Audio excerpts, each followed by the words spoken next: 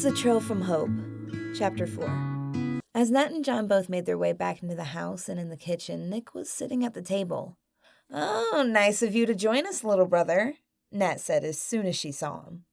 With disheveled hair and a face that looked like he was still sleeping, Nick muttered, "It's my birthday." Then he turned to her. "What did you get me for my birthday anyway?" Nat grabbed her mug off the table and took it to the sink. "You'll see when I give it to you this afternoon," she replied. Already she was racking her brain trying to figure out something he would like.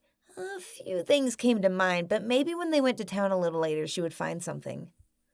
"Well, it better be good," Nick said as he yawned. "After all, I am the best brother in the entire world." "Yes, you are," John said. "Now this morning your sister and I are going on a short hunt and stop by the Johnsons. So you have the house to yourself for a little while."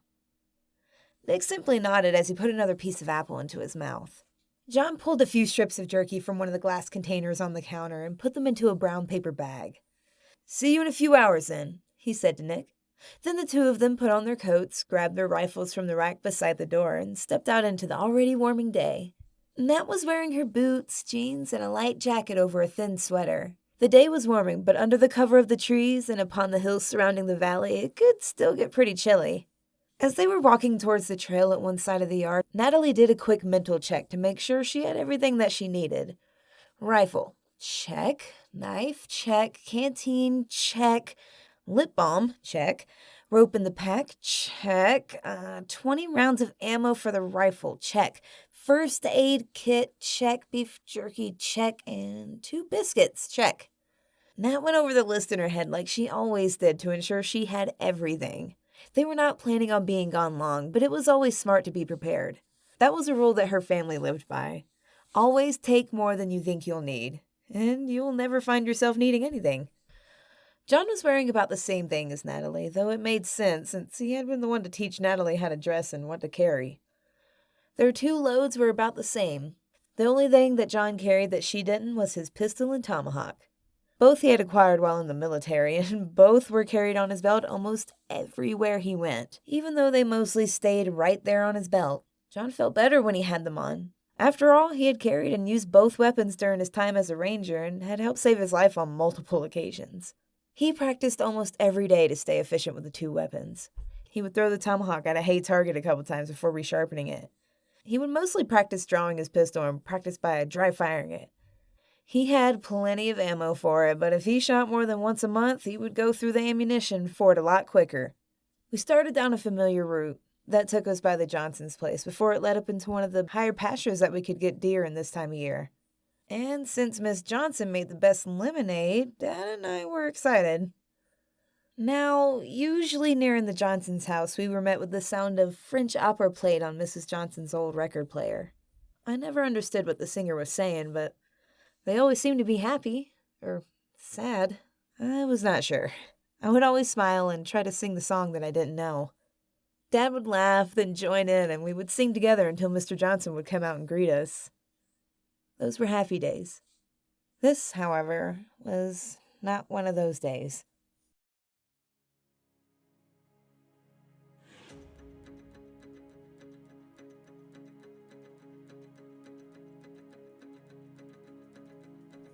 This day when we neared the Johnsons' house, nothing but screams and fire crackling could be heard.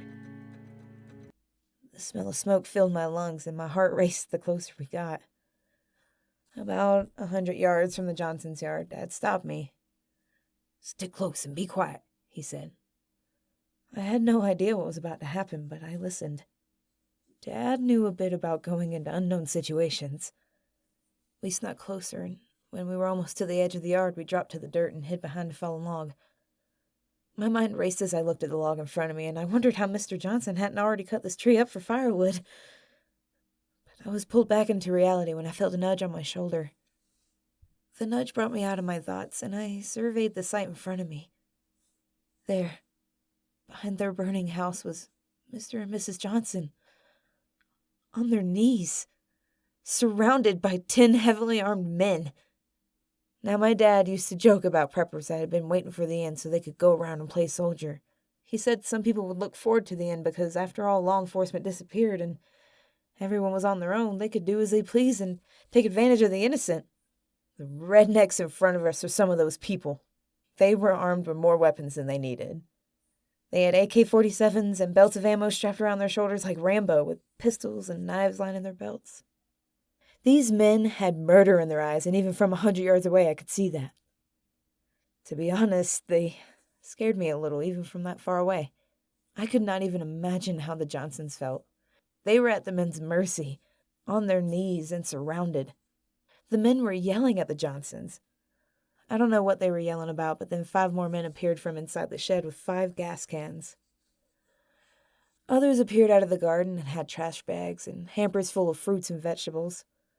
Only then did I know what those men were after. Fuel and food. There was more yelling, then the next thing I knew, a shot rang out and Mr. Johnson fell to his back. Dead. An immediate and piercing scream rang from Mrs. Johnson as she fell onto her dead husband's body. A gasp rose up from within me, and I brought a hand up to my mouth to try and stifle my crying. There was hate in me that I never felt before, but also a rising sense of fear. These cowards had just murdered an innocent, unarmed man. Natalie wanted to cry out, but found herself on her back on the ground. Her father's hand was covering her mouth and his body on top of her, holding her down. "Don't make a sound," he whispered. "We can't help Mr. Johnson now, but maybe we can help Mrs. Johnson if we wait." I could not do anything but lay there and wait to hear another shot signifying Mrs. Johnson's death as my father made me lie there doing nothing. I was so angry and ready to try and take them on myself. Then gunshots brought me out of my thoughts. My dad eased up and I was able to see over the log and take in what was going on. The men were firing up in the air and hollering and celebrating as they had just accomplished something. These men, though, had just murdered a man and were taking pride in it. These men needed to die, I thought. I looked over at my dad, who was now beside me again, and he looked over at me. "We have to do something," I whispered through tears. "They're gonna kill Mrs. Johnson." "What should we do?" he asked. "Kill them," I replied without a thought. He looked at me. I could have sworn his eyes started to water, but could not be sure as he turned back towards the scene evolving in front of us. I would have asked him what was wrong, but at that moment the gunfire stopped and now 10 men seemed to be working something out. After about a minute, all but 3 walked around the still burning house and started up their trucks and drove off towards our small town of Hope.